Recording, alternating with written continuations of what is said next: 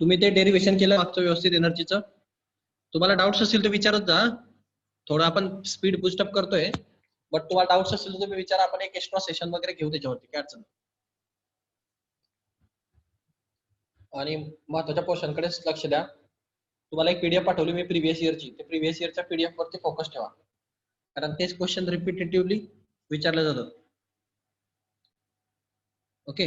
आणि आता मी आज जो टॉपिक घेणार होतो मी, समजा हा स्पेशल केसेसचा याच्यामधला, सो हा टॉपिक आपण एका नेक्स्ट लेक्चरला कव्हर करू.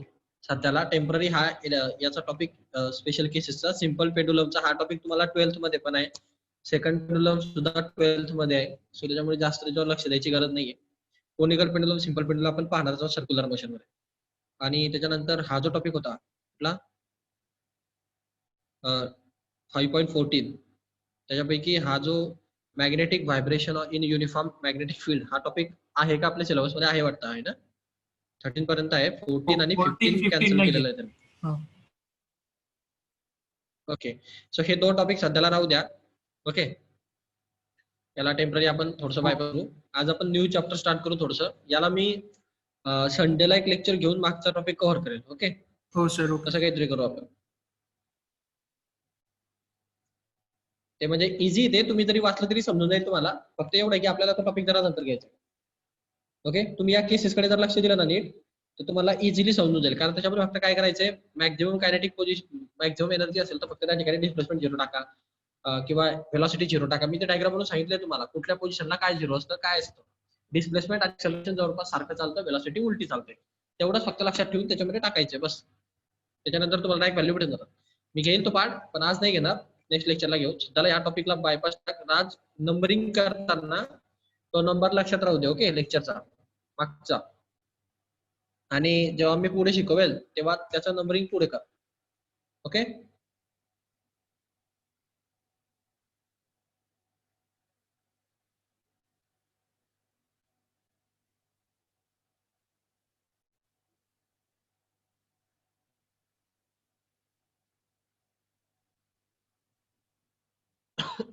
One minute.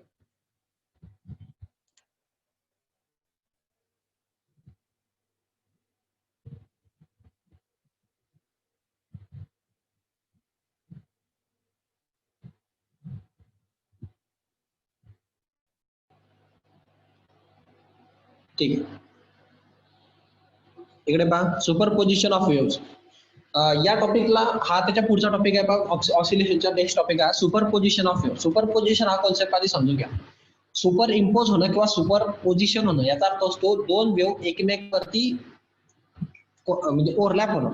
अशा प्रकारचा हा कॉन्सेप्ट आहे. म्हणजे दोन वेव्हज असतात, ते एकमेकांवरती ओव्हरलॅप होतात आणि ते ओव्हरलॅप झाल्यामुळे त्याची अँप्लिट्यूड इन्क्रीज होते. म्हणजे काय होतं पहा, सुपरपोजिशन हा कॉन्सेप्ट आधी समजून घ्या, त्याच्यानंतर आपण पुढे जाऊ. ही एक वेव्ह आहे, ओके, आणि दुसरी एक वेव्ह असणार समजा, ती पण याच्यावर अशी ओव्हरलॅप झाली अशी, म्हणजे ती वेव्ह याच्यावर अशी चालली जशी ती चालली होती. तर हे दोन वेव्ह एकमेकावर ओव्हरलॅप झाल्यामुळे होतं काय की यांची ही जी अँप्लिट्यूड होती, अँप्लिट्यूड ही अँप्लिट्यूड मॅक्झिमम होऊन जाते. कारण एक वेव्हची अँप्लिट्यूड आणि दुसरी वेव्हची अँप्लिट्यूड अशी दोघं अँप्लिट्यूड असतात, सारख्या अँप्लिट्यूडच्या वेव्ह असतात, सारख्या टाइम पिरियडच्या वेव्ह असतात, सर्व सारखं असतं. सो त्याच्यामुळे होतं काय की यांची एक रिझल्टंट भेटते, ती रिझल्टंट अशी मोठी भेटते जरा. ओके, आलं का लक्षात? हा. आणि हे रिझल्टंटची जी अँप्लिट्यूड असतात तुम्हाला भेटणार नाही ती पाहायला अशी, पण इथं पाहायला भेटेल पहा. याची अँप्लिट्यूड जर एवढी होती तर हे रिझल्टंट जी असते तिची अँप्लिट्यूड डबल असते त्याच्या. म्हणजे हे जर ए असेल तर हे टोटल मिळून ऑफ ए एवढी असते. समजलं? हो. म्हणजे दोघांचा कंबाईन इफेक्ट होऊन त्याचे अँप्लिट्यूड वाढते. अँप्लिट्यूड वाढून काय फायदा झाला? तर अँप्लिट्यूड वाढून हा फायदा होतो की याच्यामध्ये बीट्स तयार होतात. मग आपल्याला साऊंड्स मध्ये बीट्स जाणवतात, बीट्स वगैरे समजेल तुम्हाला काय असतं पुढे. त्याच्यानंतर दुसरा महत्त्वाचा फायदा असतो की आपण जे ऍम्प्लिफायर वगैरे वापरतो, इलेक्ट्रोमॅग्नेटिक ऍम्प्लिफायर वगैरे असतात, किंवा आपलं डीजे वगैरे जे असतात, डीजे म्हणजे काय, एक गाणं असतं त्याला हायली ऍम्प्लिफाईड करून आपण वाजवतो, तर त्याचं नाव ऍम्प्लिफायर आहे. आवाज वाढवतं त्याला आपण काय म्हणतो इलेक्ट्रॉनिक्स मध्ये, ऍम्प्लिफायर है ना. तर ऍम्प्लिफायर म्हणजे नेमकं काय, ना ऍम्प्लिफायर डीजेचे जे मोठमोठे जे असतात ना ते पूर्ण ठेवलेले असे लांब लांब ते पूर्ण डीजेचा जो सेटअप असतो ते समोर ठेवला जातो त्याला ऍम्प्लिफायर म्हणतात. ते सगळे ऍम्प्लिफायर असतात ते एक का काहीतरी म्हणतात त्याला. सायंटिफिक नेम ऍम्प्लिफायर आहे. ऍम्प्लिफायर म्हणजे त्याच्या नावाचाच अर्थ आहे पद्धत ऍम्प्लिफायर. ऍम्प्ली म्हणजे ऍम्प्लिट्यूड, ऍम्प्लिट्यूडला वाढवणारा. आलं का लक्षात? हो जो त्याच्या ऍम्प्लिट्यूडला वाढवणारा असतो त्याला ऍम्प्लिफायर म्हणतात. हे जे ऍम्प्लिफायर असतात हे ऍम्प्लिट्यूड वाढवतात म्हणजे त्याचा ऍक्च्युअली इम्पॅक्ट काय होतो? साऊंड वेव्हचा काय वाढतो? आवाज वाढतो. समजलं? हो हो सर. जेवढे ऍम्प्लिफायर जास्त तेवढा डीजे जास्त वाजतो. जेवढा ऍम्प्लिफायर जास्त तेवढा डीजे जास्त वाजतो ना, आवाज जास्त वाढतो. असं आहे ते. मग कोणत्याही आवाजाची स्ट्रेंथ जर का वाढवायची असेल किंवा त्याचा आवाज जर वाढवायचा असेल तर तुम्हाला त्याची ऍम्प्लिट्यूड इन्क्रीज करावी लागते. आणि ऍम्प्लिट्यूड कशी इन्क्रीज होते तर आपण ती वेव्ह तर वेव्ह आहे ती ऍम्प्लिट्यूड कशी इन्क्रीज होणार तिची तर ते वेव्ह एकमेकावर सुपर इम्पोज केल्या जातात म्हणजे एकमेकावर ओव्हरलॅप केल्या जातात. अशा एक वेव्ह आणि दुसरी वेव्ह तिसरी वेव्ह एकमेकावर ओव्हरलॅप होते ऍम्प्लिफायर मध्ये आणि ओव्हरलॅप झाल्यामुळे त्याची ऍम्प्लिट्यूड वाढते आणि म्हणून आपल्याला आवाज मोठा ऐकू येतो. समजलं? हो हो सर. हा तर हा ऍप्लिकेशन तिथं इलेक्ट्रॉनिक तुम्हाला याचे ऍप्लिकेशन पाहायला भेटतील. सध्याला आपण म्हणजे याचे बरेच वास्ट ऑफ ऍप्लिकेशन आहेत. असं नाही की फक्त इलेक्ट्रॉनिक्स मध्ये आहेत पण हे तुम्हाला जनरली कॉमन माहिती म्हणून मी ते सांगितलं. आताचे बरेच ऍप्लिकेशन असतात. आपण ऍप्लिकेशन मध्ये घुसणार नाही सध्याला. आपण स्टडी करणार याच्या फंडामेंटल्स की बाबा नेमकं सुपरपोजिशन ऑफ वेव्ह होतं म्हणजे नेमकं काय होतं, त्याची ऍम्प्लिट्यूड कशी वाढते, त्याचे रूल्स काय काय आहेत, कोणची वेव्ह गेली तर ती ऍम्प्लिट्यूड वाढणार, या सगळ्याबद्दल आपण डिस्कस करणार. सो आपल्याला बरेच टॉपिक याच्यामध्ये पाहिजे. पहिला टॉपिक आपल्याला पाहिजे आहे तो म्हणजे what is wave motion. Wave motion म्हणजे नेमकी काय असते, त्याच्यामध्ये पल्सेस पडतात म्हणजे नेमकं काय होतं, काय काय प्रकारच्या कॉमन वेव्ह प्रॉपर्टी असतात, त्याच्या कुठल्या प्रॉपर्टीज असतात, ते प्रपोगेशन नेमकं कशा प्रकारे होतं म्हणजे ट्रान्सफर प्रपोगेशन असतं, क्रिस टू क्रिस जातं का, कोणाला रिफ्लेक्शन झाल्यानंतर ते कसं होतं म्हणजे एक वेव्ह जर का एका ऑब्जेक्ट वरती जाऊन बंबार्ड होत असेल त्याच्यानंतर ते रिफ्लेक्ट होऊन कशी येते, रिफ्लेक्शन झाल्यानंतर ती वेव्ह कशा फॉर्ममध्ये येते, अशा टाईपचं त्याचं प्रपोगेशन काय असेल ते सगळं आपण डिस्कस करणार या चॅप्टरमध्ये. त्यानंतर आपण डिस्कस करणार त्याच्या मेकॅनिकल प्रॉपर्टीजला म्हणजे मेकॅनिकल वेव्ह कुठल्या कुठल्या असतात, त्यांच्या मेकॅनिकल प्रॉपर्टीज कशा असतात. सो मेकॅनिकल वेव्ह मध्ये साऊंड वेव्ह पण येते है ना, साऊंड वेव्ह ही मेकॅनिकल वेव्ह आहे. इलेक्ट्रोमॅग्नेटिक वेव्स पण असतात. इलेक्ट्रोमॅग्नेटिक वेव्स तुम्हाला माहिती असेल की आता सन पासून जे आपल्याकडे लाईट येतो हा कोणत्या वेव्हच्या फॉर्म मध्ये येतो, हा इलेक्ट्रोमॅग्नेटिक वेव्हच्या फॉर्म मध्ये येतो. लाईट जो हा प्रकार आहे लाईट ही पण ट्रान्सव्हर्स वेव्ह आहे, पण ही कोणत्या प्रकारची ट्रान्सव्हर्स वेव्ह आहे, इलेक्ट्रोमॅग्नेटिक ट्रान्सव्हर्स वेव्ह आहे.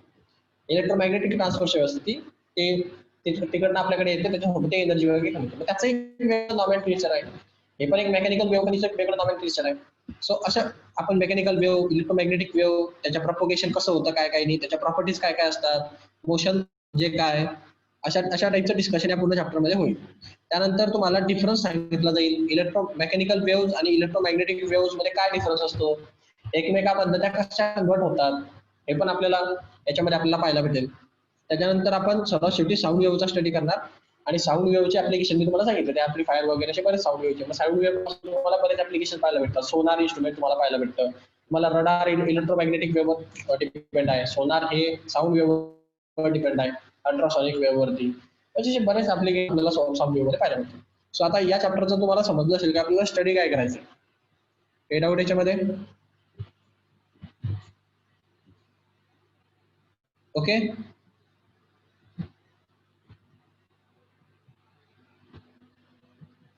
आवाज येतोय का? हो सर येतोय. सो पुढे पहा, त्याच्यामध्ये इंट्रोडक्शन आहे पहा. इंट्रोडक्शन मध्ये काय आलंय की तुम्ही बऱ्यापैकी वेव्हशी फॅमिलियर आहात. तुम्हाला इलेक्ट्रोमॅग्नेटिक वेव्ह माहिती आहे, मेकॅनिकल वेव्ह माहिती आहे. इलेक्ट्रोमॅग्नेटिक वेव्ह म्हणजे काय, ते लाईट वेव्ह वगैरे सर्व इलेक्ट्रोमॅग्नेटिक वेव्ह. साऊंड वेव्ह सुद्धा इलेक्ट्रोमॅग्नेटिक वेव्हच्याच फॉर्म मध्ये येते. म्हणजे या सगळ्या वेव्ह आहेत. वॉटर वेव्ह असतात, साऊंड वेव्ह असतात, लाईट वेव्ह असतात, मेकॅनिकल वेव्ह असतात, इलेक्ट्रोमॅग्नेटिक वेव्ह असतात, वेगवेगळ्या प्रकारचे वेव्ह. सो या सगळ्या पिरियडिक व्हायब्रेशन परफॉर्म करतात, त्यांची मीन पोझिशन असते, त्यांना क्रिस्ट आणि ट्रो असतात. हे सगळं आपल्याला जनरली बेसिक माहिती असतं एवढं. आता याच्यामध्ये काय असतं, ज्या इलेक्ट्रोमॅग्नेटिक वेव्हज आहेत त्या एनर्जीला ट्रान्सफर करतात.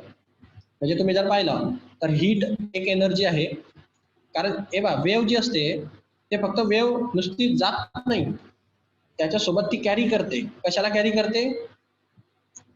एनर्जीला. आता तुम्ही म्हणणार कसं काय, वेव्ह कसं काय एनर्जीला कॅरी करणार? सो एकदम इझी पहा, हा तुमची अर्थ आहे, हे तुमचं सन आहे, त्या सन पासून इकडे इलेक्ट्रोमॅग्नेटिक वेव्ह येतात. ओके, इन लाईटच्या फॉर्म मध्ये. समजा लाईट हा एक प्रकारचा इलेक्ट्रोमॅग्नेटिक वेव्हचाच प्रकार आहे. सो याच्यामध्ये येताना मध्ये व्हॅक्यूम लागतो. तर व्हॅक्यूम मध्ये कुठलं मटेरियल नसतं, काही नाही, आणि एनर्जी ट्रान्सफर व्हायला मीडियम लागतं. सो विदाउट मीडियम एनर्जी कशी काय ट्रान्सफर होणार? मीडियम ट्रान्सफर होते रेडिएशनच्या फॉर्म मध्ये. तर ही रेडिएशनच्या फॉर्म मध्ये एनर्जी ट्रान्सफर होत असते. मग काय होतंय पहा, ही वेव्ह जी येते लाईट घेऊन, त्या लाईट सोबत ती हीट, या सनची हीट जी असते, ही हीट एनर्जी या व्हॅक्यूम मधनं पण पास करून घेऊन येते अर्थपर्यंत. उन्हात उभं राहिल्यानंतर तुम्हाला हीट लागतं ना, हीट एक एनर्जी आहे, ते तुमच्यापर्यंत कसं काय? मध्ये तर व्हॅक्यूम होता, विदाउट मीडियम एनर्जी पास होत नाही, मग कसं काय? ती अशासाठी झाली की ती वेव्हनी सोबत येताना एनर्जी घेऊन आली. कोणत्या प्रकारची एनर्जी? Heat energy. म्हणून ते तुम्हाला हीट इथं फील होते. समजलं का? मग ही अशी वेव्ह जेव्हा प्रपोगेट होते दॅट टाइम ती कॅरी करते कशाला? एनर्जीला सुद्धा. मग ते कोणत्या प्रकारची एनर्जी कशी कॅरी करणार ते आपण पाहू आता. सो तो अजून डिस्कस करायचं. ओके, सो याच्यामध्ये एवढ्याच गोष्टी आहे. साऊंड जर आपण आलो तर साऊंड मध्ये बऱ्याच आपल्याला केसेस मग साऊंड एनर्जीमुळे पाहायला भेटतात. जसं की डॉपलर इफेक्ट असतो, रिव्हर्बरेशन टाइम असतो, इको हा एक कॉन्सेप्ट आहे त्याच्यामध्ये, सोनार वगैरेचे इन्स्ट्रुमेंट्स आहे, हे सर्व साऊंड एनर्जीशी रिलेटेड आहे. ते आपण डिस्कस करणार. सर्वात सुरुवातीला आपण याच्यामध्ये डिस्कस करणार प्रोपोगेशन ऑफ वेव्स.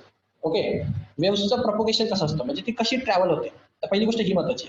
तर तुम्हाला याच्यासाठी तुम्ही बऱ्याच वेळेला ऑब्झर्व केलं असेल पहा, जेव्हा तुम्ही वॉटरमध्ये एक स्टोन थ्रो करतात किंवा एक असं एकदम काय म्हणतो त्याला विदाउट डिस्टर्बिंग वॉटर आहे, म्हणजे एकदम शांत पाणी, समजा असं एकदम व्यवस्थित बकेट वगैरे मध्ये घेतलं तुम्ही आणि तुम्ही त्याच्यामध्ये एक स्टोन टाकला, तर तुम्हाला काय पाहायला भेटेल? तुम्हाला अशा लेयर्स पाहायला भेटतात पहा, त्या स्टोनच्या आजूबाजूने निघालेले. असा जर इथं स्टोन पडला तर इथून असे वेव्ह जाताना दिसतात पहा, अशा बाहेर है ना, पाहिलंय ना? हो सर. हॅलो, हा. तर ह्या वेव्ह जे आहेत ना, ही वेव्ह असते, वेव्हचं प्रपोगेशन पहा कसं होतं. तर हे याच्यावरून तुम्हाला इंडिकेट होतं की वेव्ह कशी प्रपोगेट होते. तर वेव्ह अशी होते पहा, अशी क्रिस्टल ट्रपच्या फॉर्म मध्ये. समजलं? अशी जाते वेव्ह कधी पण. तर हे वेव्हच्या प्रपोगेशन बद्दल डिस्कशन केलंय की इथून जर वेव्ह निघाली तर वेव्हचं प्रपोगेशन जनरली असंच असतं. अशाच फॉर्मॅटमध्ये वेव्ह जनरली प्रपोगेट होत असते. ओके, सो हे तुमचं बेसिक वेव्हचं प्रपोगेशन झालं, जे तुम्हाला वॉटरमध्ये जर तुम्ही एक डिस्टर्बन्स पार्टिकल टाकला तर तुम्हाला त्याच्या आजूबाजूला त्या वेव्स फॉर्म झालेल्या दिसतील. तशा टाईपच्या वेव्स तयार होत असतात. ते त्याचं प्रपोगेशन तशा प्रकारचं असतं. आता याच्यामध्ये वेव्हचं डिस्टर्बन्स वगैरे काय, हा प्रोग्रेसिव्ह वेव्ह आणि नॉन प्रोग्रेसिव्ह वेव्ह वगैरे याच्याबद्दल आपण डिस्कस करू. A wave in which the disturbance produces in the medium travel in a given direction continuously without any damping and obstruction from one particle to another particle. This is a progressive wave or traveling wave. For example, sound wave, which is the pressure wave consisting of compressions and rarefaction traveling along the direction of the propagation of the wave. फक्त तुम्हाला एवढं सांगतो की propagation progressive wave म्हणजे नेमकं काय. हा शब्द आता तुम्हाला बऱ्याच वेळेला रिपीट होता. प्रोग्रेसिव्ह वेव्ह म्हणजे त्याचा अर्थ नेमका काय असतो.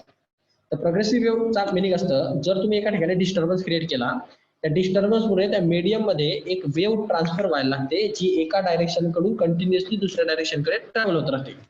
ओके, म्हणजे एका पॉईंट कडून दुसऱ्या पॉईंटकडे ट्रॅव्हल होतं. जसं की इथं मी स्टोन टाकला तर इथून ती अशी इकडच्या बाजूला ट्रॅव्हल होते एंड पॉईंट पर्यंत. ओके, डिस्टर्बन्स सुद्धा इथं इकडे ट्रॅव्हल होते. अशा टाईपची वेव्ह असते. पण या वेव्ह मध्ये महत्वाची गोष्ट ही आहे, without any damping and obstruction from one particle to another. म्हणजे तुम्ही कुठलंही त्याच्यामध्ये डिस्ट्रक्शन किंवा डॅम्पिंग आणायची नाही. डॅम्पिंगचा अर्थ असतो त्याची अँप्लिट्यूड कमी होईल, काहीच आणायचं नाही. डॅम्पर हा शब्द ऐकलाय का तुम्ही कधी?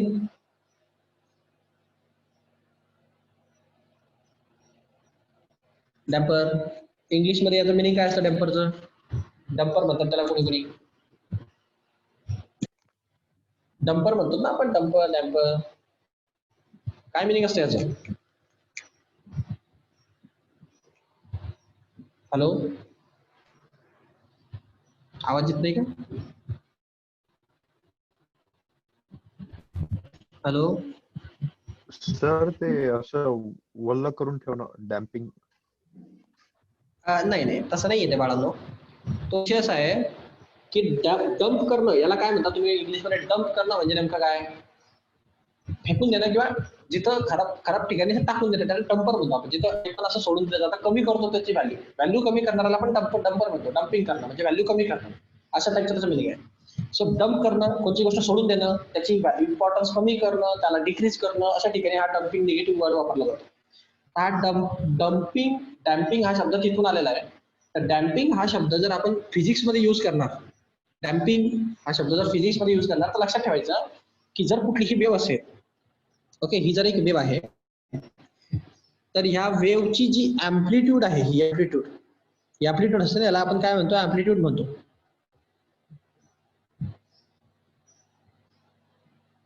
ओके, ही अँप्लिट्यूड त्याची काय दाखवत असते? स्ट्रेंथ दाखवत असते. म्हणजे जेवढी अँप्लिट्यूड जास्त तेवढा आवाज जास्त. हे सांगितलं तुम्हाला, साऊंडची अँप्लिट्यूड जास्त आवाज जास्त तेवढे स्ट्रेंथ दाखवते. सो ही अँप्लिट्यूड डिक्रीज करणं याला म्हणतात डॅम्पिंग करणं. म्हणजे ही अँप्लिट्यूड अशी न ठेवता आता याला जर मी डॅम्पर लावून टाकलं तर कशी होऊन जाते?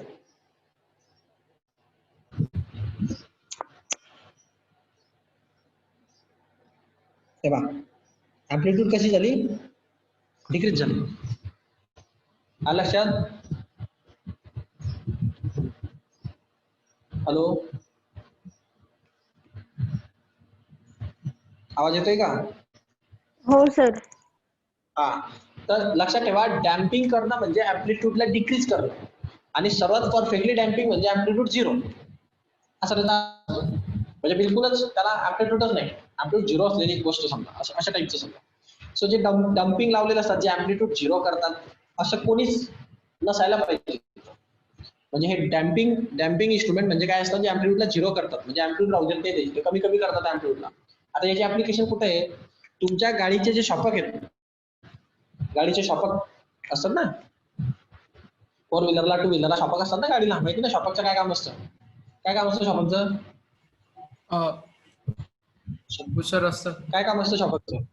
शॉक रेजिस्टंट, शॉक आपल्याला जो शॉक लागतो त्याच्यापासून वाचवण्यासाठी असतं. त्याच्यापासून वाचवण्यासाठी आपण ऍब्झॉर्ब करतो. सो विषय असा आहे की तुमची गाडी जेव्हा स्पीड ब्रेकर वरनं जाते, तुमची समजा बाईक आहे अशी, हे स्पीड ब्रेकर वरनं जाणार याच्यावरनं, तेव्हा तुमच्या टायरांमध्ये ना ही एक वेव परफॉर्म करायला लागून जाते. कारण जी अशी जाणार अशी अशी अशी अशी व्हायला लागून जाते, कारण तिला एक अँप्लिट्यूड भेटून गेलेली असते वरतून खाली फुटताना. मग तुमचे शॉकर काय करतात? ही जी त्याची अँप्लिट्यूड वाढून गेलेली ना अशी वरती खाली होण्याची, जी त्याची वृत्ती वाढली, त्याला एक वेव फाऊंड गेली, तो एक कारण त्यांनी एक मोशन दिली, वेव फाऊंड होते, वरती जाऊन खाली आला. तर हे अँप्लिट्यूड ते शॉक काय करतात? ऍब्झॉर्ब करून घेतात, म्हणजे याला कमी करून टाकतात, स्वतः कॉम्प्रेस होत. मग ते जे तुमचे शॉकअप आहेत जे स्प्रिंग वगैरेचे असतात किंवा मोठमोठ्या गाड्यांना हायड्रोलिक शॉकअप असतात बघ, ते गाडीचे जर पुढचे शॉकअप पाहिले तुम्ही एकदम समोरच्या व्हीलचे, तर तिथे हायड्रोलिक शॉकअप असतात. एक असा पाईप असतो, त्याच्या बाजूला पण असा एक पाईप असतो आणि त्या पाईपामध्ये तो पाईप घुसलेला असतो पहा, पाहिले का तुम्ही? आणि इथं ऑइल असतं पहा, असं ऑइल निघताना दिसतं तुम्हाला बऱ्याच वेळेला बाहेर. हो सर. ऑइल निघतं पहा असं. हा, तर हे गाडीचे जरी शॉक त्यांना पुढच्या चाकाचे शॉकअप म्हणतो मी, समोरच्या फ्रंट व्हीलचे. आणि इथून असं काळ्या रंगाचं असं काहीतरी लावलेलं असतं समजा, रबरचं वगैरे, असं दिसू नये म्हणून मध्ये काय, आणि इथं मध्ये ऑइल असतं असं. आणि हा मधला पाईप असा वरती खाली होतो, त्याची डायरेक्शन अशी वर किंवा खाली अशी होत राहते, म्हणजे यामध्ये वरती किंवा खाली घुसणार. म्हणजे नेमका काय करतो तो? हे ऑइल जे असतं, हे इथलं ऑइल, हे ऑइल त्याला जास्त वरती मूव्ह किंवा वरती किंवा जास्त खाली वरती मूव्ह होऊ देत नाही, म्हणजे त्याची काय करतं ते अँप्लिट्यूडला घटवतं. म्हणून हे जे अशा प्रकारचे जे असतात हे डॅम्पर आहे. हे काय आहे? डॅम्पर आहे. फिजिक्सच्या भाषेमध्ये याला डॅम्पर म्हणतात. समजलं? हो. हे जे शॉकअप वगैरे तुम्ही म्हणतात नाही, हे सगळं डॅम्पर आहे. हे सगळे काय करतात? त्याच्या अँप्लिट्यूडला कमी करतात, वेव्हच्या अँप्लिट्यूडला कमी करतात. जर तुम्ही वेव्हची अँप्लिट्यूड कमी नाही केली तर तुमची गाडी उड्या मारत जाईल. समजलं का? सायकलवर एक्सपिरियन्स होतो तुम्हाला.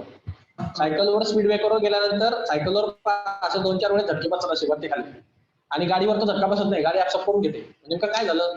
सायकलला शॉकअप नसल्या कारणाने त्याच्या डॅम्पिंग कोएफिशियंटने काम केलं नाही, किंवा त्या डॅम्पर नसल्या कारणाने त्याची कमी झाली नाही. तुम्हाला सायकल जाणवतं की स्पीड ब्रेकरचा घंटा खूप मोठा बसलाय, पण तेच झटका तुम्हाला गाडीवरती किंवा फोर व्हीलर मध्ये जाणवत नाही का? डॅम्पर जबरदस्त आहे. डॅम्पर त्याच्या अँप्लिट्यूडला वाढू देत नाही, की आली ती ऍक्सेप्ट करून घेतली त्यांनी, कमी करून टाकली, तिला झिरो करून टाकली, तर तुम्हाला झटका जाणवेल का? नाही जाणवत. नाही. हे खूप महत्वाचं फिजिक्स आहे. हे अशासाठी फिजिक्स महत्वाचं आहे, तुम्हाला त्याचं कारण सांगतो. हे चॅप्टर इम्पॉर्टंट कोणासाठी आहे? Design engineer. जर का कोणी डिझाईन इंजिनियर फील्डकडे जाण्याचा प्रयत्न करत असेल तर त्यांच्यासाठी खूप महत्वाचं चॅप्टर आहे. त्याचं कारण सांगतो तुम्हाला मी. फरारी आणि आपली नॉर्मल मारुती सुझुकी याच्यामध्ये काय फरक आहे? कम्फर्ट. काय फरक आहे? कम्फर्ट. कम्फर्टचा फरक आहे. कम्फर्टचा फरक आहे म्हणून एवढी ही महाग आणि एवढी ही स्वस्त, एवढा फरक आहे. जर डिझाईन इंजिनियर मारुतीला पण याच्यासारखा भेटू द्या, फरारी सारखा, तेवढा पैसा त्यांनी लावू द्या, तर हे मारुती थोड्याच रुपयाला विकली जाईल. समजलं का? मग हे डिझाईन इंजिनियरची कमाल आहे. डिझाईन इंजिनियरची कमाल आहे की मारुती सुझुकीमध्ये जे झटके बसतात तुम्हाला असे जाणवतात की शॉकअप, म्हणजे त्याचे शॉकअप नीट काम करत नाही, त्याचे डिझायनिंग प्रॉपर असतं, हे जे अँप्लिट्यूड वगैरे मॅनेज केलेले असते, व्हायब्रेशन मॅनेज केलेले असतात, म्हणजे मारुती सुझुकीचं जे इंजिन व्हायब्रेट होत असतं ते व्हायब्रेशन तुम्हाला आपण जाणवत असतात. असे व्हायब्रेशन वगैरे फरारीचे जाणवत नाही. फरारीमध्ये डायरेक्ट असं क्लीन वाटतं एकदम. कितीही गाडी जोरात चालू द्या, तिचे इंजिनचे व्हायब्रेशन तुमच्यापर्यंत पोहोचत नाही. तर इंजिनचे व्हायब्रेशन गेले कुठं? बरोबर आहे की नाही? गाडी जोरात चालते, इंजिन जोरात काम करतं, इंजिनचे व्हायब्रेशन गेले कुठं? गाडी स्पीड ब्रेकरवर नाही गेली, स्पीड ब्रेकरचा झटका गेला कुठं? या झटका काढण्यासाठी या इंजिनियरने खूप डोकं लावून ते डॅम्पर तयार केलेले असतात, त्याचं परफेक्ट डिझाईन केलेलं असतं, जे तेवढ्या शॉक्सला ऍक्सेप्ट करून घेतं, म्हणून त्याचा पैसा आहे. आलं का लक्षात? हो सर, आलं. हा, तर मी सांगतोय की या चॅप्टरचा इम्पॉर्टन्स काय आहे. तर हे डॅम्पर्स, हे वेव्स, याचे कोइफिशियंट्स, हे परफेक्ट इंजिनियरला, जे सर्वात जास्त पैसा कमवणारे इंजिनियर आहेत ते इंजिनियर बनवते. हे हायेस्ट पेड सॅलरीवाले इंजिनियर आहेत, यांच्यापेक्षा सॅलरी जास्त कोणालाच भेटत नाही. कारण हे ह्या डिफरन्स क्रिएट करतात मारुती सुझुकी आणि फरारीच्या मध्ये, कम्फर्ट झोन तयार करणारे इंजिनियर. सर्वात जास्त कमवणारे इंजिनियरचं चॅप्टर आहे. त्याच्यामुळे जर तुम्हाला एकदम परफेक्ट फील्डकडे जायचं असेल इंजिनिअरिंगकडे, तर या फील्डमध्ये घुसा, तुम्हाला अंत नाही, तुमची हायेस्ट व्हॅल्यू राहील सर्वात जास्त. सो या गोष्टींचा नीट अभ्यास करा. जेवढं सोपं आहे जेवढं सोपं वाटतं तेवढं सोपं नाहीये, खूप हार्ड असतं, खूप कॅल्क्युलेशन्स असतात, टफेस्ट सब्जेक्ट आहे, पण पैशावाला सब्जेक्ट आहे. ओके, डॅम्पिंगचा अर्थ समजला असेल तुम्हाला. अशी वेव्ह जी प्रपोगेट होत असताना ज्याला कुठलंच डॅम्पिंग नाही. डॅम्पिंग म्हणजे काय? त्याची अँप्लिट्यूड कमी जास्त होत नाही, ज्याला ऑब्स्ट्रक्शन नाही. ऑब्स्ट्रक्शन म्हणजे काय? ज्याला कुठंच अडकत नाही. अशा प्रकारे ट्रान्सव्हर्स वेव्ह मध्ये पार्टिकल परपेंडिक्युलरली डिस्प्लेस होतो आणि लॉंजिट्युडिनल मध्ये पॅरलल. सर, Very आणि good. ट्रान्सव्हर्स वेव्ह मध्ये मीडियम पण नाही लागत. मीडियम पण नाही लागत. ओके, सो बऱ्याच गोष्टी चला आठवल्या, ही मोठी गोष्ट आहे. ट्रान्सव्हर्स वेव्ह ही लाईट वेव्ह असते, म्हणजे लाईट ही या प्रकारची वेव्ह आहे, आणि लॉंजिट्युडिनल वेव्ह ही साऊंड वेव्ह आहे. तर ह्या लक्षात ठेवा, साऊंड वेव्ह लाईट वेव्ह मध्ये फरक असतो. यांचे प्रपोगेशन मध्ये फरक आहे. दोघं वेव्हच आहेत, पण याची प्रपोगेट होण्याची वृत्ती वेगवेगळी आहे, म्हणजे वेगवेगळ्या प्रकारे ते प्रपोगेट होतात. साऊंड वेव्ह, लाईट वेव्ह ही अशा प्रकारे प्रपोगेट होते. असं जर वेव्ह इकडे जर जायचं असेल तर वेव्ह ती अशा प्रकारे, म्हणजे अशी पहा, अशी निघते, अशी वरती जाते, मग पुन्हा खाली जाते, पुन्हा वरती जाते, मग पुन्हा खाली जाते, पुन्हा वरती जाते, मग पुन्हा खाली जाते. म्हणजे हिचं जे मोलिक्युलची जे जाण्याची डायरेक्शन आहे, कशी मोलिक्युल जाण्याची डायरेक्शन आहे पहा, ती अशी वर जाते, म्हणजे ती अप आणि डाऊन अशी प्रपोगेट होते पहा. म्हणजे त्याच्या ऍक्सिसला वरती आणि खालती अशी जाते ती. समजलं का? ऍक्सिसला परपेंडिक्युलरली प्रपोगेट होतो पार्टिकल. पार्टिकल जेव्हा पुढे जातो तेव्हा तो ऍक्सिसला परपेंडिक्युलर प्रपोगेट होतो, म्हणजे ऍक्सिसला एक 90 डिग्री वर, 90 डिग्री खाली, 90 डिग्री वर, 90 डिग्री खाली असं जातो. समजलं? समजलं. अनुरागने सांगितलं ते एकदम करेक्ट आहे, त्या बाबतीत ते प्रॉब्लेम नाही. आता अशा टाईपच्या वेव्हला आपण म्हणतो लाईट वेव्ह, किंवा हे ट्रान्सव्हर्स वेव्ह आहे. ट्रान्सव्हर्स म्हणजे 90 डिग्रीली ऍक्सिसला 90 डिग्री मध्ये प्रपोगेट होणारी वेव्ह. आणि साऊंड वेव्ह ही ऍक्सिसला पॅरलली प्रपोगेट होते. म्हणजे काय? म्हणजे ही वेव्ह अशी जाते पहा, याला याची वेव्ह अशी दाखवली जाते. समजा ही अशी आहे, तर याचं जाण्याचं हे असं असतं पहा, अशी कॉम्प्रेशन वेव्ह असते, कॉम्प्रेशन आणि मग पुन्हा रॅरिफ्रॅक्शन, पुन्हा कॉम्प्रेशन, मग पुन्हा रॅरिफ्रॅक्शन, पुन्हा कॉम्प्रेशन, पुन्हा रॅरिफ्रॅक्शन, असं म्हणजे कॉम्प्रेशन रॅरिफ्रॅक्शन, कॉम्प्रेशन रॅरिफ्रॅक्शन अशी तिची जाण्याची पद्धत असते. आणि हिची जर तुम्ही प्रपोगेशनची हे पाहिली ते कशी पहा, दाखवतो तुम्हाला. समजा ही जर प्रपोगेट होते तर ही वेव्ह अशी इकडच्या इकडे जात असते पहा, अशीची अशी, अशी पुढे मागे होते ती अशी अशी किंवा अशी अशी किंवा अशी अशी पुढे मागे होत राहते अशी राहते अशी अशी आणि ही वेव अशी उभी उभी होत राहते. समजलं का? हो सर हा समजलं. फरक आहे. ऍक्सिलरेशन हे 90 डिग्रीला असं वरती खाली होत राहते वरती किंवा अशी खाली आणि हे अशी किंवा अशी होत राहते म्हणजे ऍक्सिस जो आहे तुमचा त्या ऍक्सिसला ती कशी पॅरलल आहे. समजलं का? साऊंड वेव्ह अशी पुढे मागे जाते आणि ट्रान्सव्हर्स वेव्ह अशी वर खाली जाते ऍक्सिसला. हा फरक असतो दोघांमध्ये. मग यांच्यामध्ये काही टर्मिनॉलॉजी लक्षात ठेवा. हा जो वरचा पार्ट असतो याला क्रिस्ट म्हटलं जातं. काय म्हणतात? क्रिस्ट. ओके. आणि हा जो खालचा पार्ट आहे याला ट्रफ म्हटलं जातं. समजलं? हो. खालच्या पार्टला ट्रफ, वरच्या पार्टला क्रिस्ट. ही लाईट वेव्हची स्ट्रक्चर आहे असं परपेंडिक्युलर झालं. आणि हा जो पार्ट आहे याला कॉम्प्रेशन म्हणतात. कॉम्प्रेशन म्हणजे वेव्ह तिथे कॉम्प्रेस झालेली असते आणि त्याच्यानंतर ती थोडी रिलीज होते. पहा एवढ्या पार्ट मध्ये पहा ही रिलीज झाली पहा वेव्ह. इथं याला रॅरिफॅक्शन म्हणतात. रॅरिफॅक्शन. समजलं?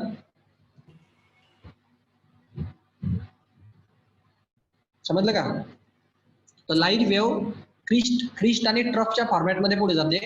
लॉंजिट्युडिनल वेव्ह कॉम्प्रेशन आणि रॅरिफॅक्शनच्या फॉर्मॅटमध्ये पुढे जाते. वेव्ह ह्या प्रोग्रेसिव्ह वेव्ह आहे. प्रोग्रेसिव्ह वेव्हचे दोन टाईप पडतात, ट्रान्सव्हर्स वेव्ह, लॉंजिट्युडिनल वेव्ह.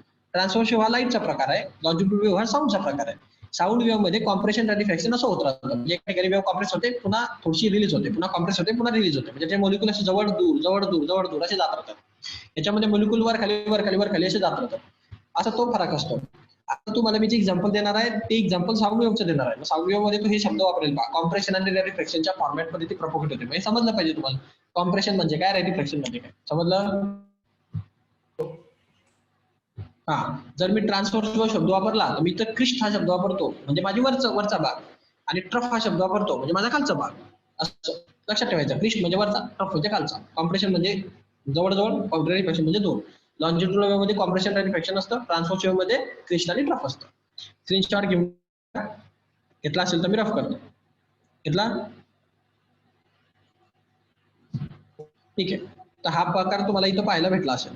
इथं तुम्हाला पाहायला भेटला. इथं तो म्हणताना दिसेल बा तुम्हाला इथं की साऊंड वेव्ह एक प्रकारची प्रोग्रेसिव्ह वेव्ह आहे.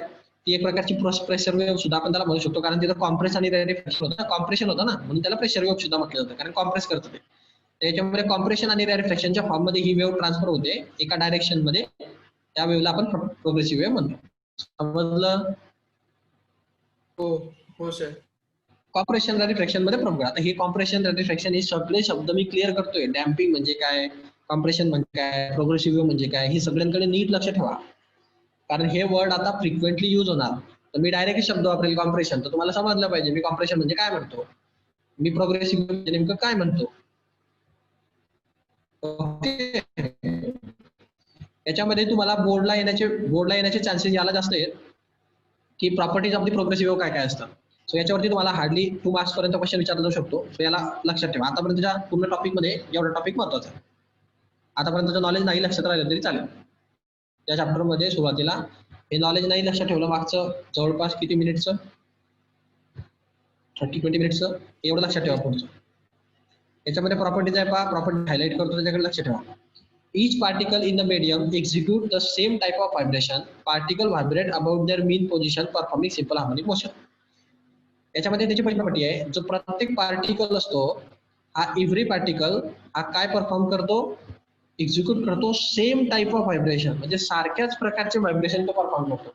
म्हणजे त्यांची अँप्लिट्यूड पण सारखीच असली पाहिजे, त्यांची फ्रिक्वेन्सी पण सारखीच असली पाहिजे, आणि ती सुरुवात पण एकाच पॉईंट पासून झाली पाहिजे.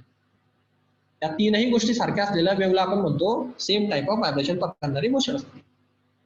लेक्चर ऑफ झालं तर रिकनेक्ट करा. Okay. Particle vibrate about their mean position performing simple harmonic motion. आणि हे सेम व्हायब्रेशन करत असताना तो पार्टिकल, जो काय पार्टिकल आहे त्याचा, तो व्हायब्रेट होतो म्हणजे काय, वर खाली होतो त्याच्या मीन पोझिशनच्या भोवती. म्हणजे मीन पोझिशन असेल तसा वरती खाली होत राहतो. मीन पोझिशनच्या भोवती फॉर्म करतो तो व्हायब्रेशन. आणि ते व्हायब्रेशन कोणत्या प्रकारचे व्हायब्रेशन असतात, सिंपल हार्मोनिक मोशनचे व्हायब्रेशन असतात. आता सिंपल हार्मोनिक मोशन म्हणजे काय, याला घाबरायची गरज नाहीये, मी तुम्हाला मागे सांगितलं होतं. सिंपल हार्मोनिक मोशन आपण त्या मोशनला म्हणतो की ज्या मोशनचे डिस्प्लेसमेंट व्हेलॉसिटी आणि ऍक्सलरेशन आपल्याला साइन किंवा कॉसच्या फॉर्मॅटमध्ये लिहिता येतं. म्हणजे ज्याचं डिस्प्लेसमेंटचं इक्वेशन साइन किंवा कॉसमध्ये येतं, व्हेलॉसिटीचं इक्वेशन साइन किंवा कॉसमध्ये येतं, त्या ऍक्सलरेशनचं इक्वेशन साइन किंवा कॉसमध्ये येतं. अशा टाईपच्या वेव्हला आपण सिम्पल हार्मोनिक मोशन म्हणतो. समजलं? For example simple harmonic motion. आता या वेव्हचं डिस्प्लेसमेंटचं असेल, displacement equal to a sine of omega t plus phi अशा टाईपचं इक्वेशन असेल पहा. साइन मध्ये आलं की नाही इक्वेशन, म्हणून याला सिम्पल हार्मोनिक मोशन. डिस्प्लेसमेंट म्हणजे एक्स, डिस्प्लेसमेंटला असं दाखवलं जातं साइन मध्ये, म्हणून हे सिम्पल हार्मोनिक मोशन. सो त्यांनी एवढं सांगितलंय की मीडियमनी same type of vibration perform केले पाहिजे आणि त्यांनी त्याच्या मीन पोझिशनच्या भोवती व्हायब्रेशन परफॉर्म केले पाहिजे. आणि ते व्हायब्रेशन कशा प्रकारचे असले पाहिजे, तर व्हायब्रेशन असले पाहिजे सिम्पल हार्मोनिक मोशन टाईपचे. आ लक्षात? हो. हा, हे दोन शब्द महत्वाचे. सेम टाईप ऑफ व्हायब्रेशन आणि व्हायब्रेशन कोणत्या प्रकारचे, सिम्पल हार्मोनिक मोशनच्या प्रकार. हे दोन शब्द तुमच्या याच्यामध्ये दिसले तर all vibrating particles of the medium having the same amplitude, period and frequency. तर मी तुम्हाला सांगितलं सेम टाईपची वेव्ह असेल म्हणजे याचा अर्थ काय असतो, मी तुम्हाला सांगतानाच सांगितलं. सेमची वेव्ह, सेम टाईपची व्हायब्रेशन याचा अर्थ असतो same amplitude, same time period आणि सेम फ्रिक्वेन्सी. समजलं? हो. त्यामुळे दोन वेगवेगळे पॉईंट जरी असले तरी वरती फक्त सेम टाइप ऑफ व्हायब्रेशन म्हटले, त्याचं मिनिंग खाली दिले. सेम टाइप ऑफ व्हायब्रेशनचा अर्थ असतो अँप्लिट्यूड सारखी, पिरियड सारखा आणि फ्रिक्वेन्सी सारखी. एवढे शब्द तुम्हाला पाहिजे. मी जेवढ्याला हायलाइट करतो ते इम्पॉर्टंट वर्ड्स असतात, की पॉइंट्स असतात, ते दिसले तरच मार्क मिळतील पेपरमध्ये. बाकी तुम्ही बाहेर भरती किती देता याला अर्थ नसतो, पेपर सेटर ते चेक करत नाही. पुढे पहा. The phase that is state of vibration of a particle change from one particle to another particle. याचं म्हणणं आहे की जो फेज असतो तो चेंज होत असतो एका पार्टिकल पासून दुसऱ्या पार्टिकल पर्यंत. आता फेज चेंज होत असतो याचा अर्थ काय असतो की वेव्ह जर पुढे पुढे जात राहिली तर फेज चेंजच होत राहील ना. हे पहा, वेव्ह जर इथनं निघली होती, फेज म्हणजे काय मी तुम्हाला सांगितलं होतं पहा, ह्या याच्यामध्ये हा 0 इथं आहे असा, तर इथून हा जो अँगल असतो त्याचा, हा 0 डिग्रीचा अँगल आहे इथं, इथून वेव्ह अशी निघाली तर हे इथं 90 डिग्रीला आली की नाही, परत पुढे आली की 180 डिग्रीला आली, परत पुढे आली की 270 डिग्रीला आली, त्याच्या पुढे गेली की परत 360 डिग्रीला आली. तर हे जे आहे सगळं म्हणजे वेव्हचा अर्धा पार्ट असतो हा 90 डिग्रीचा असतो अर्धा, त्याच्या पुढचा हा 90 म्हणजे मिळून झाले ते 180, पुन्हा हा पुढचा 90 म्हणजे हा झाला 270, पुन्हा हा पुढचा 90 म्हणजे हा झाला 360, मग पुन्हा 90 येणार पुढे, पुन्हा त्याच्या पुढे 90, अशी ती वेव्ह चालली आहे हा हा. तर मी तुम्हाला सांगतो पहा, तर हे जे आहे एवढा पार्ट हा 90 डिग्रीचा पार्ट आहे, तर हे 90 डिग्री पुढे गेली नाही म्हणजे याचा अर्थ काय असतो, ही वेव्ह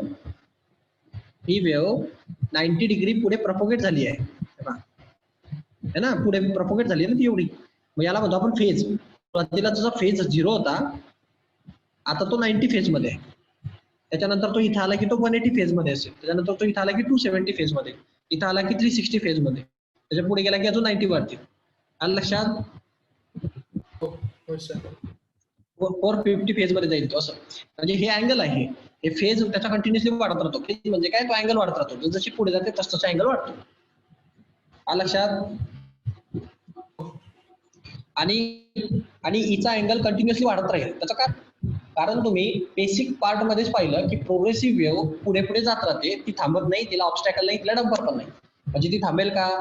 जी वेव्ह थांबणारच नाही ती कंटिन्युअस पुढे जात राहील, आणि जी वेव्ह कंटिन्युअस पुढे जात राहील तिचा फेज कंटिन्युअसली चेंज होत राहील. बरोबर की नाही? हा अँगल कंटिन्युअसली चेंज होत राहील ना. पुढे पहिला 0 होता, मग 90 झाला, मग 180 होईल, मग पुढे 270 होईल, त्याच्या पुढे 360 होईल, त्याच्या पुढे 450 होईल, चालला तो पुढे. समजलं? हो सर. हा, सो घाबरायची गरज नाहीये. तुमचं फक्त एवढं महत्वाचं आहे, याच्यामध्ये सर्वात महत्वाचा शब्द फेज कंटिन्युअसली चेंज होतो.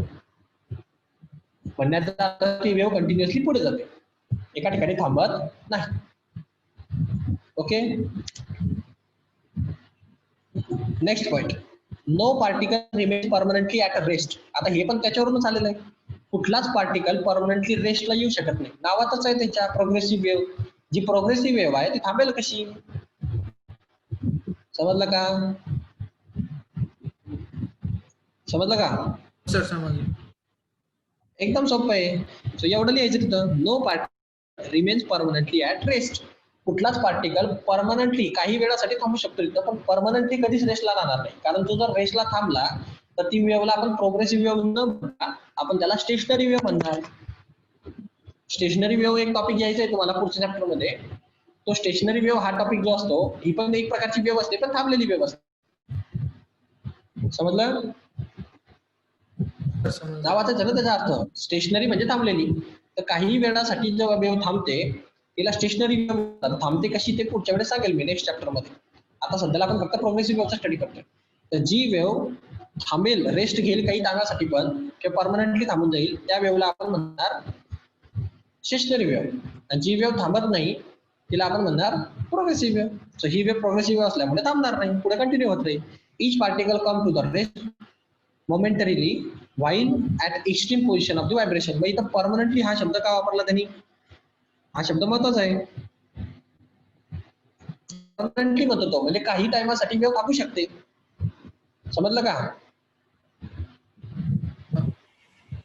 हो सर. काय म्हणतो, no particle remains permanently at rest. Permanently रेस्टला येणार नाही, म्हणजे याचा अर्थ काही वेळासाठी ती रेस्ट घेते, असं त्याचं अल्टिमेट मिनिंग आहे. मग काही वेळासाठी ती कुठं रेस्ट घेते? कुठं रेस्ट घेते? इकडे ही वेव्ह जर अशी चालली आहे हा. अशी इकून, तर हे वरती जाऊन इथं स्टॉप होते ना. हो आणि मग इथून पुन्हा खाली आली की नाही अशी? हो. परत मग ही पुन्हा खाली का आली? ही पुन्हा खाली का आली? हे एका बॉल सारखे, एक बॉल तुम्ही थ्रो केला वरती, तर बॉल इथून जेव्हा तुम्ही थ्रो करता तेव्हा त्याच्यात एनर्जी असते, त्याची कायनेटिक एनर्जी इथं जाऊन संपते. कायनेटिक एनर्जी वरती जाऊन संपते. आता याच्यामध्ये असा विषय असा असतो की मी तुम्हाला सांगितलं होतं पहा, की ह्या मेन पोझिशनच्या ठिकाणी हा असा आल्यानंतर इथं थांबत नाही. तो थांबत का नाही? त्याच्यामध्ये कोणची एनर्जी वाढलेली असते? कायनेटिक. कायनेटिक. आणि कायनेटिक एनर्जी ज्याच्याकडे जास्त असते त्या ठिकाणी काय जास्त असतं?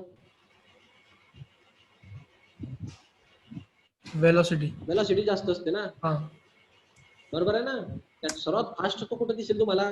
या मेन क्षणात सर्वात फास्ट असतो तो. एकदम जोरात येतो आणि झपकन निघून जातो, आणि इथं जाऊन तो थांबतो, परत वापस येतो. म्हणजे इथून स्पीड कमी होऊन जाते, इथून येताना स्पीड कमी होऊन जाते, जाताना पण स्पीड कमी होऊन जाते, पण तो सर्वात जास्त फास्ट करून तो मेन पोझिशन पासून खूप फास्ट जातो तो वरती, सपकन निघतोय. म्हणजे या ठिकाणी सर्वात जास्त वेलॉसिटी असते, या ठिकाणी वेलॉसिटी सर्वात कमी असते, आणि या ठिकाणी पण सर्वात कमी असते कारण तो थांबून गेलेला असतो. समजलं? समजलं का? हो. मग काय कन्फ्युजन आहे? त्यांनी सांगितले तुम्हाला पॉईंट की प्रोग्रेसिव्ह वेव्ह जर असेल तर जेव्हा तो मेन पोझिशनला पास करतो तेव्हा त्याच्याकडे सर्वात जास्त वेलॉसिटी असते. मग काय चुकलं त्याचं? बरोबर आहे ना? बरोबर आहे. बरोबर. हो. या गोष्टींना प्रॅक्टिकली कळून पहा, असं नुसतं थेरॉटिकली पाठ करू नका, लक्षात राहणार नाही. सो इकडे पहा, the particle attain the maximum velocity when, तो मॅक्सिमम वेलॉसिटी अटेन करतो केव्हा? They pass through their mean position. जेव्हा तो त्याच्या मेन पोझिशनला पास करत असतो तेव्हा त्याच्याकडे सर्वात जास्त वेलॉसिटी असते. समजलं? हा. आता पुढे पहा, during the propagation of wave energy is transfer along the wave, there is a no transfer of matter. Propagation जेव्हा होत असतं वेव्हचं तेव्हा वेव्ह फक्त एनर्जी ट्रान्सफर करते, मॅटर ट्रान्सफर करत नाही. आता हे तर खूप सिंपल एक्झाम्पल आहे पहा. जर तिने मॅटर ट्रान्सफर केलं असतं तर आता आपल्याला बाहेर निघताना डोक्यावर हेल्मेट घालून निघावं लागलं असतं. समजलं का? का बरं हेल्मेट घालून निघावं लागलं असतं? आपल्या बॉडीमध्ये गेले असतं सर त्या वेव्स, डायरेक्ट सनराईज. हा सन आहे, ही अर्थ आहे. सन आणि अर्थच्या मध्ये ही इकडनं वेव्ह येत आहे भरपूर. किती वेव्ह पाठवतो? भरपूर लाईट वेव्ह पाठवतो है ना. या सगळ्या वेव्ह मधनं फक्त हीट एनर्जी आपल्यापर्यंत येते. म्हणजे हीट काय आहे? एनर्जी आहे. बरोबर की नाही? पण कधी तुम्ही पाहिजे का की लाईट सोबत त्या सनवरचे हायड्रोजन आणि हेलियम पण आलेत म्हणून? असं कधीच होत नाही. त्या हायड्रोजन हेलियम त्याच्या तिथे ते रिॲक्शन करताय तिकडे काय ते मोलिक्यूल बिलिक्यूल जे काय असतील ते सगळं ते त्याचे डस्ट वगैरे काय असेल ते सगळं तिकडे. कुठलाच इलेमेंट त्या लाईट सोबत आपल्यावर बंब होत नाही. आणि जर तसं झालं असतं तर आपल्याला हेल्मेट घेऊन बाहेर निघावं लागलं असतं, कारण ते डस्टचे सारखे छोटे छोटे इलेमेंटचे पार्टिकल आपल्यावर बंबार्ड झाले असते कंटिन्युअसली. समजलं? हा. तर पहिली गोष्ट महत्वाची आहे की लाईट वेव्ह जेव्हा येते तेव्हा ती फक्त एनर्जी सोबत आणते. ती कुठल्याच मॅटरला, हे काय, हे मोलिक्यूल म्हणजे काय, मॅटर आहे, पदार्थ, मॅटर, कुठल्याच मॅटरला सोबत आणत नाही. समजलं? हो. हा. कोणाला नाही समजलं हे? क्लिअर? सो हा मुद्दा महत्वाचा. During the propagation of wave energy is transfer along the wave. Energy transfer होऊ शकते, हीट आली, बट कोणताच मॅटर ट्रान्सफर नाही, कुठलाच मोलिक्यूल त्याच्यासोबत हायड्रोजन, हेलियम, कोणची डस्ट वगैरे असं काहीच नाही आलं आपल्याकडे, फक्त हीट आली, फक्त वेव्ह आली, मॅटर ट्रान्सफर केली. सो वेव्ह हे मॅटर ट्रान्सफर करत नाही. Point number 7. बरेच येते, 10 पॉइंट्स येते टोटल मिळून. The wave propagation through the medium with a certain velocity. This velocity depends upon the properties of the medium. म्हणजे तुमचं मीडियम असेल तशी त्या वेव्हची स्पीड असते. कारण तुम्ही जर त्या वेव्हला पास होण्यामध्ये जर डॅम्पिंग आणि ऑब्स्टॅकल आणले तर त्याची वेव्हची स्पीड कमी होऊन जाईल. ते मीडियम वर डिपेंड आहे. तुमचं मीडियम जसं